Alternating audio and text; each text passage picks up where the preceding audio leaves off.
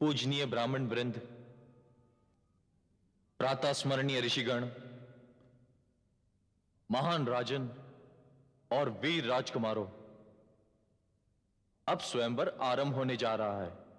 कुलीन वंश, निष्कलंक और यश वाला वो पराक्रमी धनुर्धर जो ऊपर घूमती मछली की आंख का प्रतिबिंब नीचे तेल के कुंड में देखकर तुणीर में रखे 5 बाणों से एक साथ मछली की आंख का भेदन करेगा, मेरी बहन द्रौपदी उसी के गले में वरमाला पहनाएगी।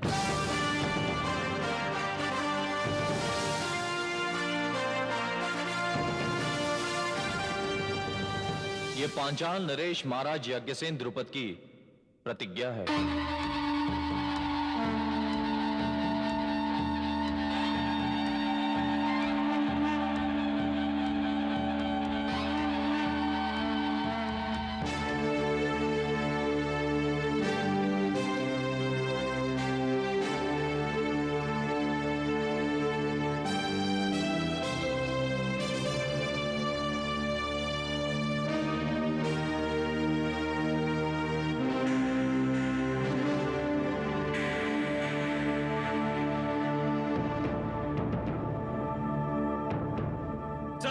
महारानी के ये पुत्र है निर्भीक निडर बलवान दिखे, है अनंग सुंदर रूप, है अनंग सुंदर रूप, सुगढ़िय रूप निहारी नैन चुके। परशुराम के शिष्य है रणबांकुरे, परशुराम के शिष्य है रणबांकुरे, हो प्रकंपित धरापक धरा जो धरे। राजा दमघोष के नैन की जोत है, राजा दमघोष के नैन की जोत है। इनको चेदी कुंवर शिशुपाल कहे, इनको चेदी कुंवर शिशुपाल कहे, इनको चेदी कुंवर शिशुपाल कहे।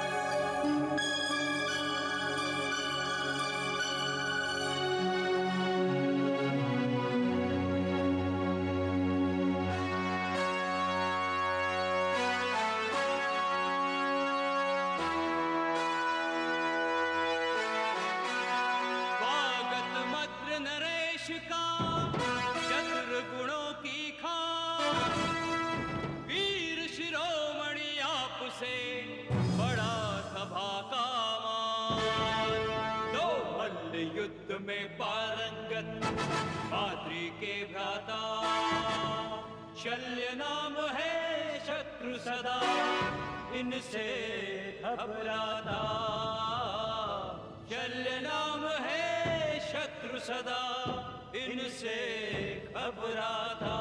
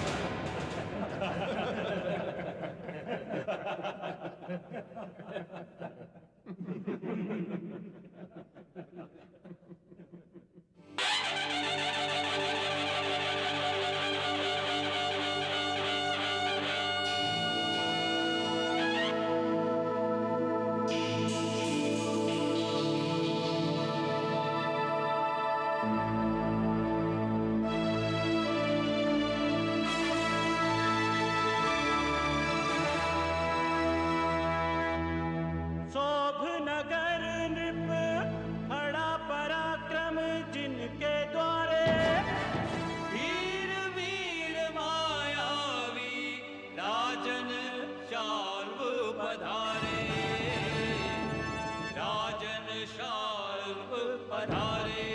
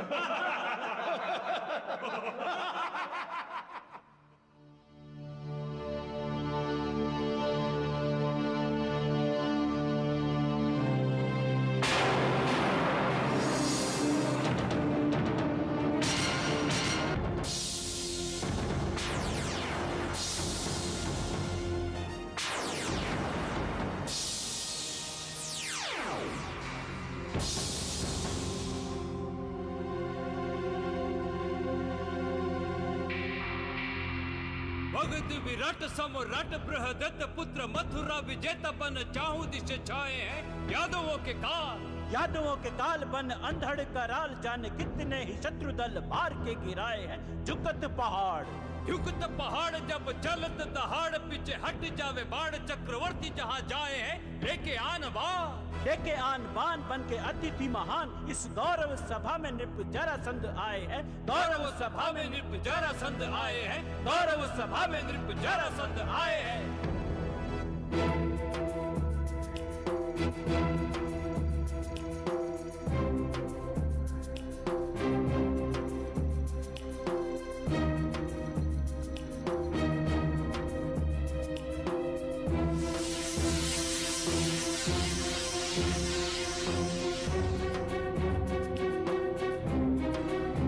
ऋषिवर, आपकी निश्चित की हुई परीक्षा विरोचित है। मगध सम्राट, क्या आप इस प्रतियोगिता में भाग लेना चाहते हैं?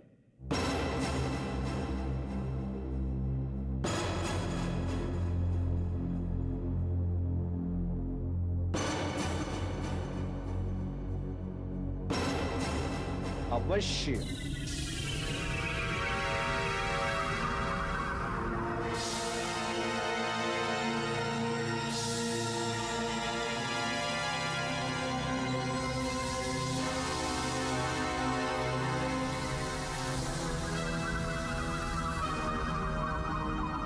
अवश्य भाग लेता, यदि द्रौपदी मेरी आयु के अनुकूल होती।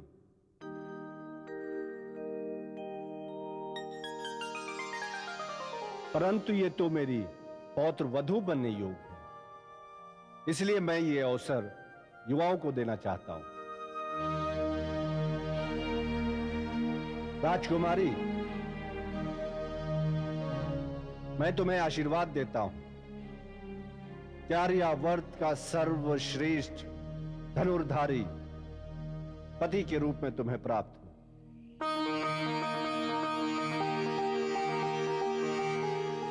मेरे पौत्र ने यदि गदा युद्ध के समान धनुर्विद्या में भी प्रवीणता प्राप्त की होती तो मैं तुम्हें पौत्र वधू के रूप में प्राप्त करके धन्य हो जाता।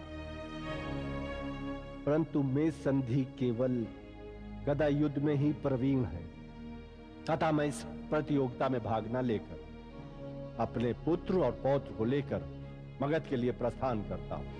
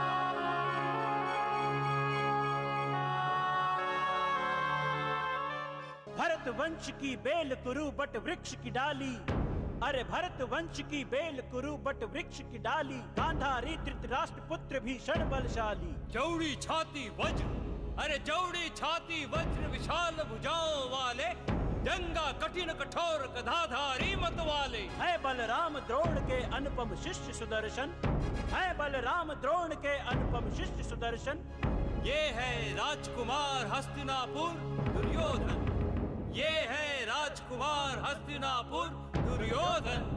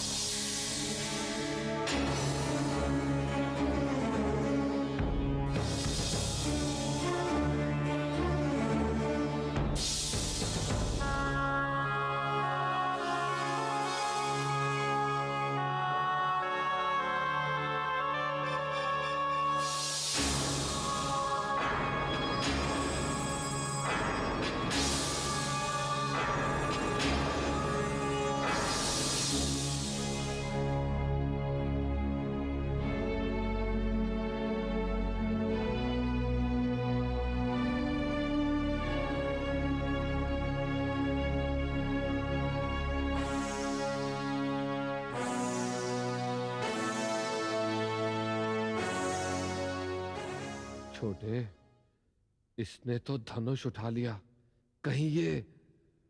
अब आगे देखिए भैया, धनुष उठा तो लिया, अब प्रत्यंचा चढ़ाकर तो दिखाए। देखते नहीं धनुष का तनाव।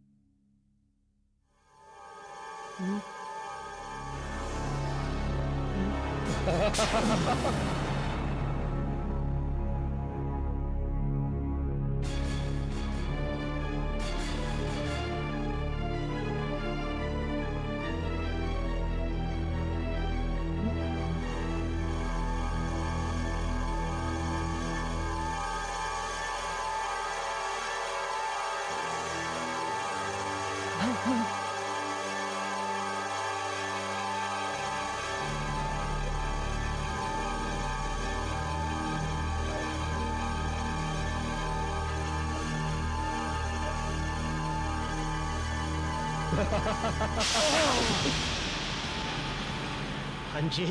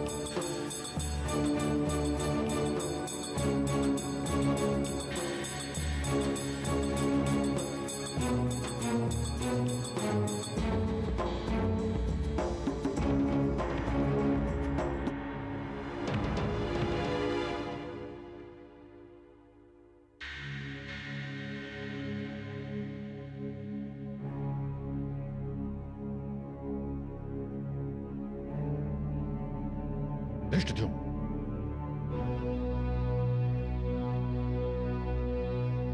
अंगराज कर्ण, स्वयंवर के नियम अनुसार प्रतियोगी का उत्तम कुल का होना आवश्यक है।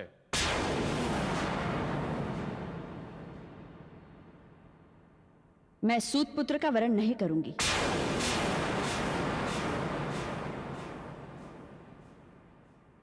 परंतु यह तो अन्याय है।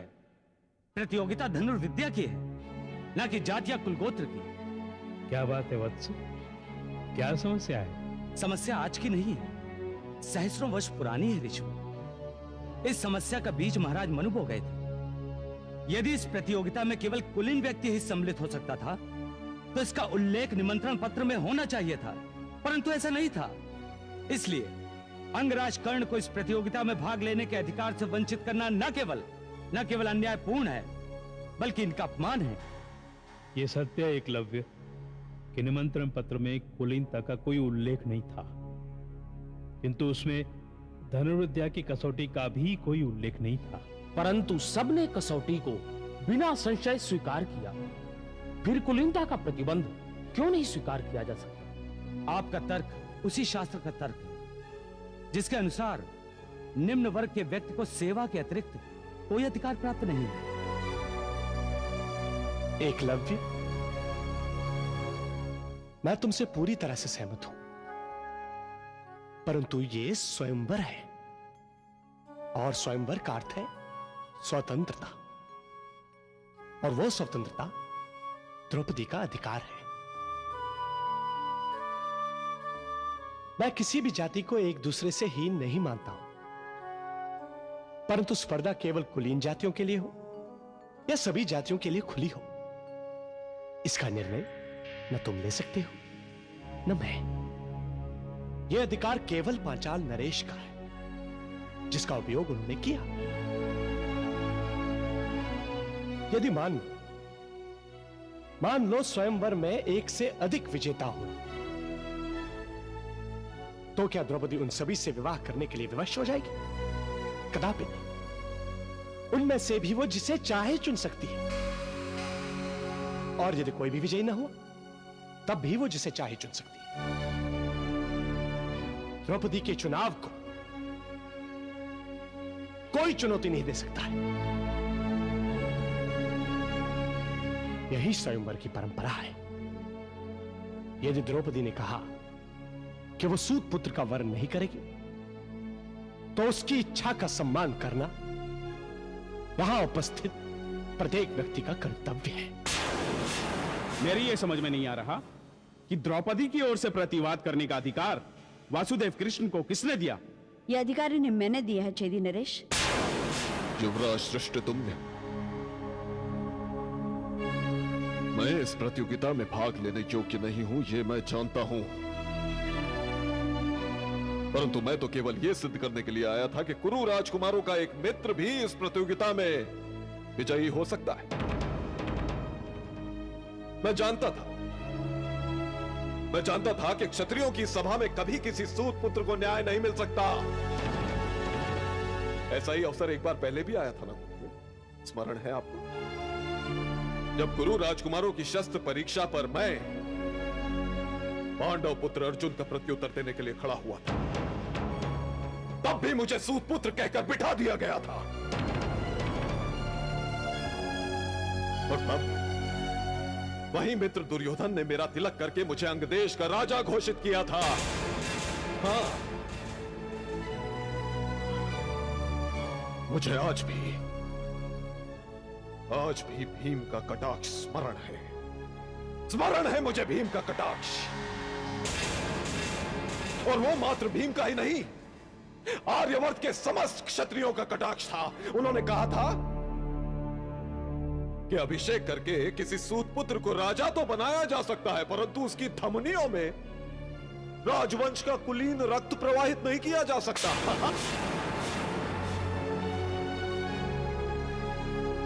मित्रों,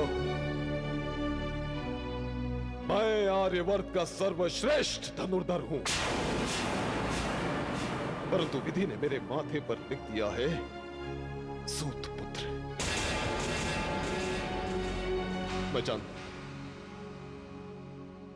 जानता था कि मुझे इस प्रतियोगिता में भाग नहीं लेने दिया जाएगा, परंतु समाज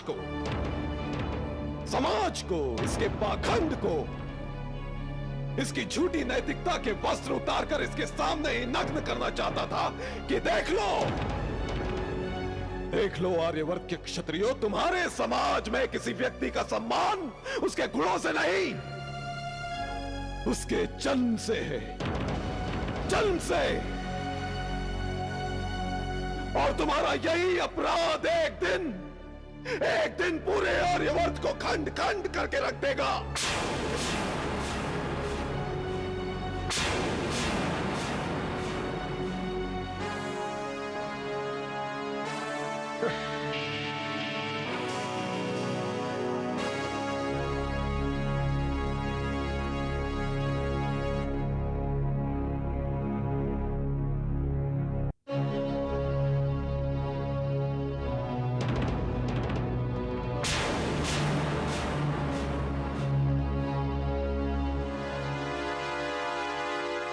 अश्वत्थामा,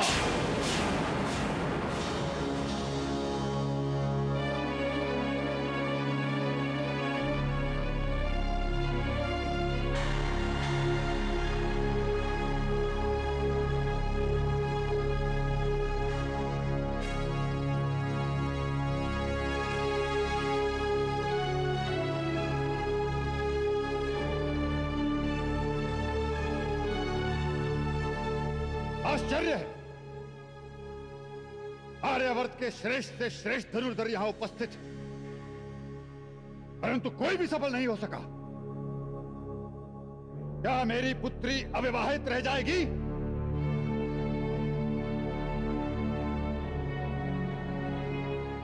क्या आर्य पुत्रों की भुजाओं में बल और उनकी दृष्टि में तेज नहीं रहा?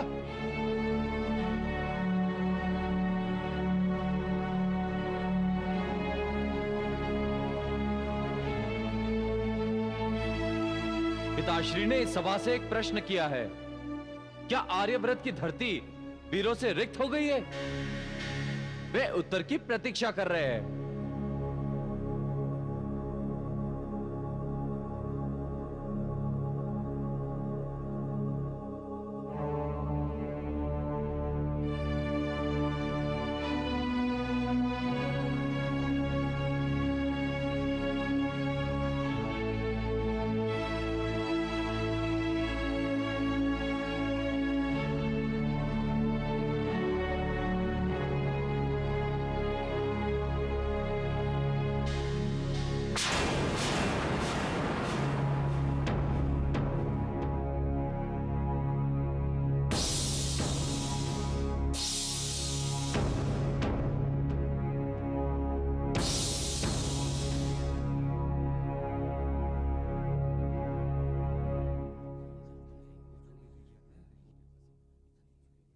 ब्राह्मण और धनुर्धारी?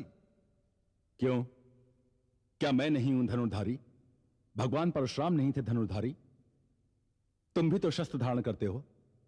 शस्त्र धारण करना और बात है, सर्वश्रेष्ठ धनुर्धर की प्रतियोगिता में उतरना और बात है।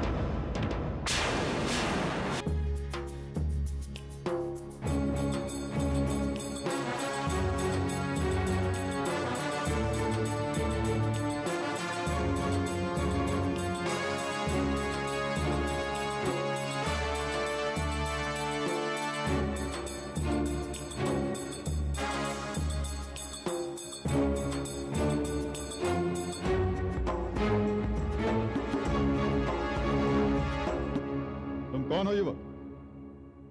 आपके प्रश्न का उत्तर राजन। मेरा प्रणाम स्वीकार करो ब्राह्मण युवक। आपका कल्याण हो। मैं आपसे प्रतियोगिता में सम्मिलित होने की आज्ञा चाहता हूं। ब्राह्मण देव, यदि आप प्रतियोगिता में भाग लेना चाहते हैं तो मैं आपको अनुमति देता हूं। प्रतियोगिता के नियमों के अनुसार आपको अनुमति लेने की आवश्यकता नहीं है। कोई भी उत्तम कुल का व्यक्ति प्रतियोगिता में भाग लेने के लिए स्वतंत्र है। आप तो ब्राह्मण हैं,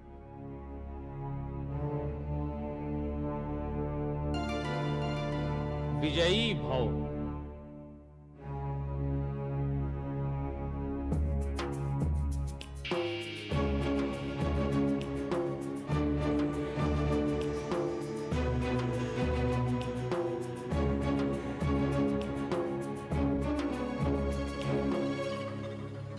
मामा श्री, ये तो अर्जुन है।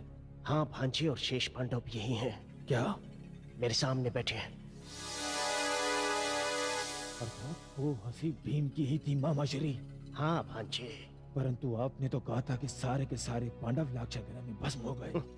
भांजे, ये समय विष का घूंट पी जाने का है। मामा श्री, ये चमत्कार है या कोई बुरा स्वप्न? मामा श्री, ये हमारी हार और आपकी कूटनीति की विफलता।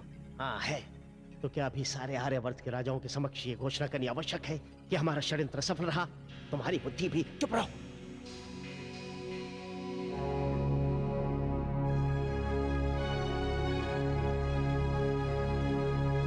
कन्हैया, ये ब्राह्मण युवक कौन है? चेहरे से तो कुछ परिचित सा लगता है। संभव है।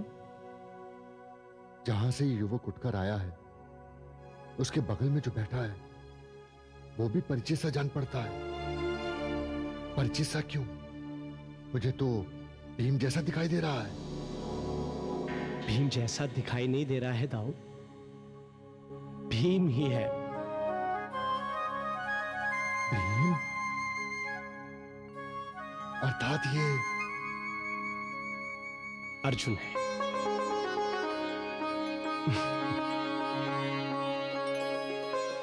तेरी लीला भी कोई समझ नहीं पाया कन्हैया।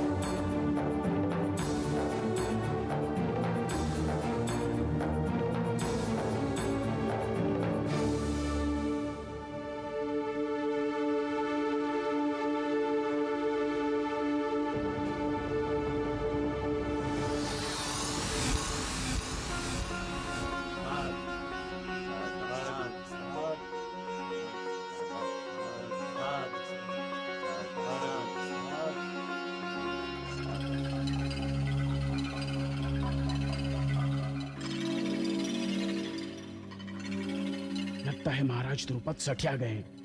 इस ब्राह्मण को अनुमति देकर स्वयंवर को नाटक बनाने की क्या आवश्यकता थी?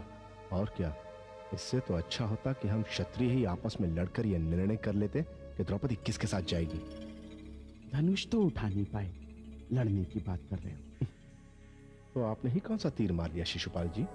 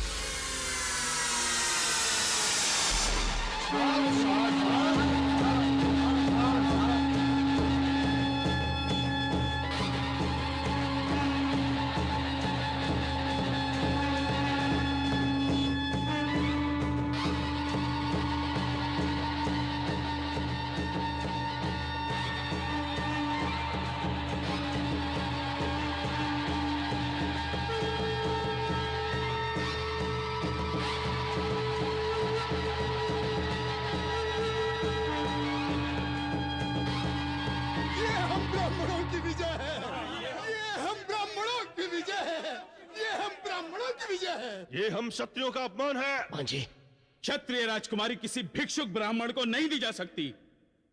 यह इस ध्रुपद की चाल है, पहले इसे ही समाप्त करना होगा।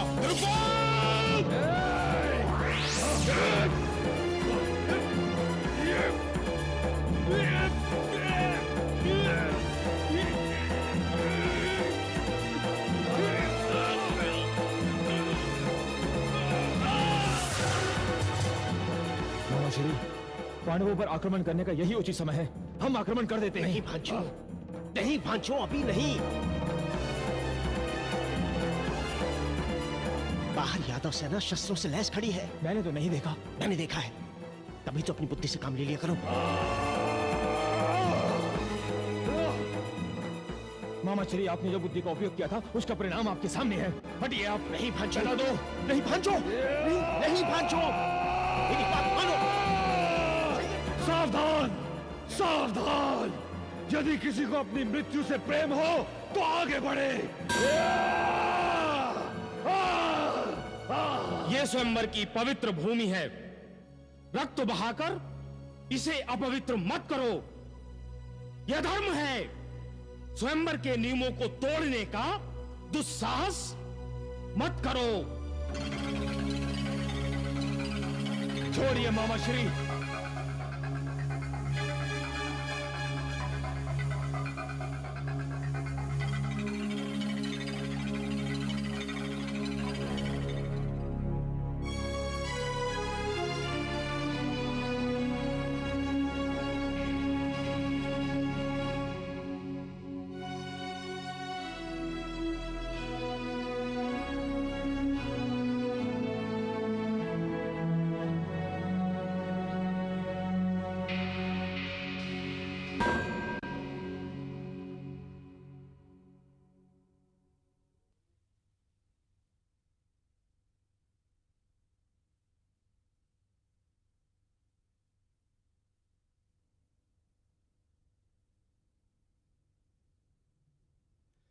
कृष्णा, वीर युवक को कब तक प्रतीक्षा करवाओगी?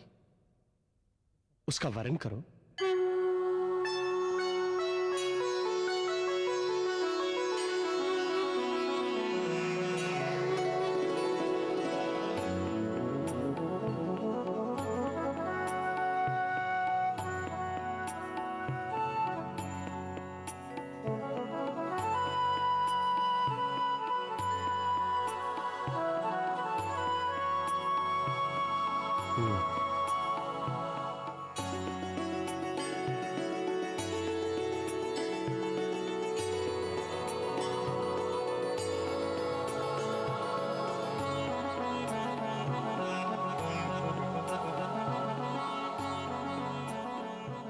शुभमस्तु, कल्याणमस्तु।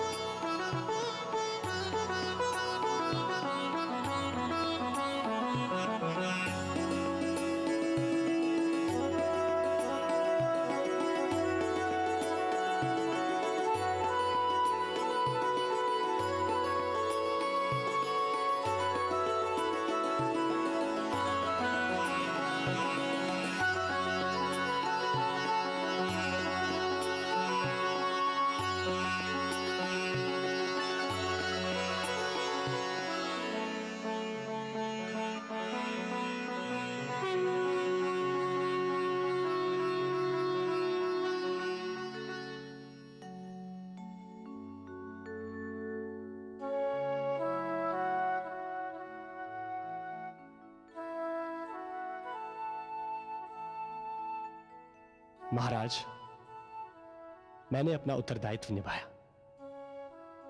अब मुझे आज्ञा दीजिए, एक आवश्यक कार्य के लिए जाना है। उद्धव,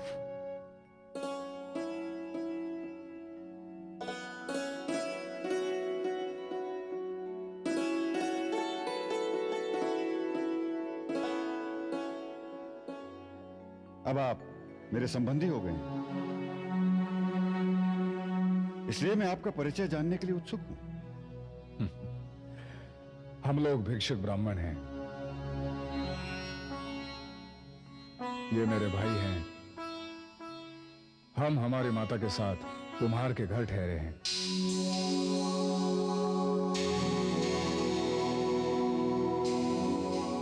हमारी माता अकेली होगी, संभवतः हमारी चिंता कर रही होगी। हम लोग भिक्षा के लिए निकले थे और स्वयंवर में आपकी कन्या को आशीर्वाद देने आए थे। अब हमें आज्ञा दीजिए। प्रत्येक पिता की तरह मैंने भी अपनी पुत्री के लिए बड़े बड़े स्वप्न देखे थे।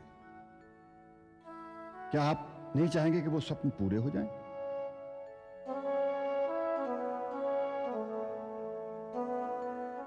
मैं आपको रोक तो नहीं सकता, परंतु क्या अच्छा ना हो कि एक कुम्हार के घर में असुविधा से रहने के स्थान पर आप मेरे राजप्रसाद में रहें? पिताश्री, मेरे पति को अपना घर जामाता बनने का निमंत्रण देकर आप उनका अपमान मत कीजिए।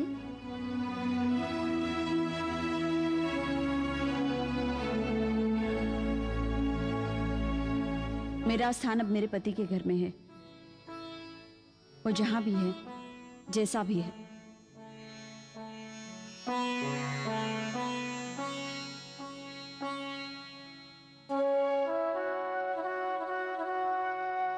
ठीक है पुत्री, तुम ठीक कहती हो।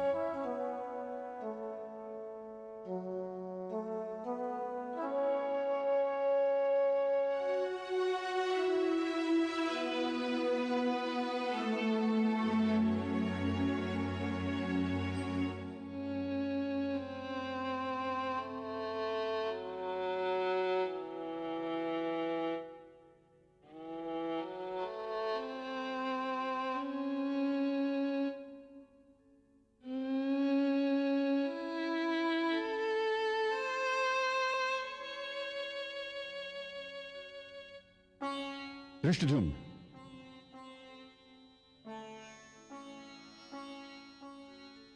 जी पिताश्री। गुप्त रूप से इनके पीछे जाकर पता लगाओ कि ये लोग कौन हैं। मुझे संदेह है कि ये साधारण ब्राह्मण नहीं। जो आ गया पिताश्री।